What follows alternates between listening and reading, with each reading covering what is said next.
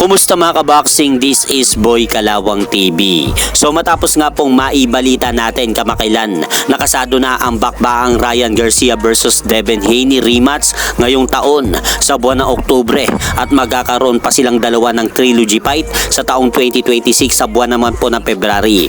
Ay ayon nga po dito sa inilabas na balita kanina, mapapalaban muna sina Ryan Garcia at Devin Haney sa mga kanya-kanya nilang activity fight ngayong taon.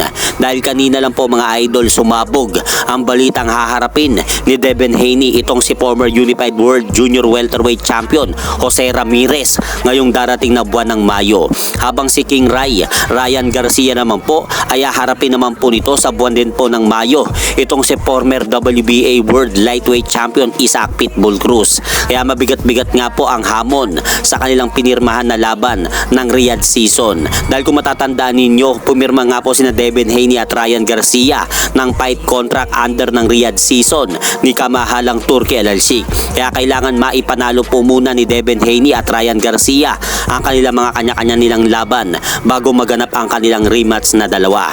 At sa ibang balita naman po mga idol, muling binanatan na naman po ni former 3 Division World Champion John Riel Casimero itong Hapon na si current undisputed World Super Bantamweight Champion na Oya Inoue. Anya, sinabi ni Cuadro Alas John Riel Casimero sa kanyang post sa mismong social media account nito na Cuadro Alas It's My Boy na Turtle, kung ako ang makalaban mo tapos ang maliligayang araw mo, mahina ka, nakakahiya kayo mga Turtle. So ang ibig sabihin nga po dito mga idol sa ipinost ni Cuadro Alas sa kanyang social media account na pag siya ang nakalaban ni na Oya Inoue sa ibabaw ng lona tapos ang maliligayang araw po nito sa pagboboxing, at nakakahiya daw ang ginawang replacement na ipinalit na kalaban nito na Koreanong boksingero na si Yejon Kim dahil mahihina lang daw ang mga kinakalaban ni Naoya Inoue. So ano pong masasabi nyo dyan mga idol sa muling pagbanat ni John Riel Casimero sa The Monster ng Japan? Sabay post nga po ng video ng laban nilang dalawa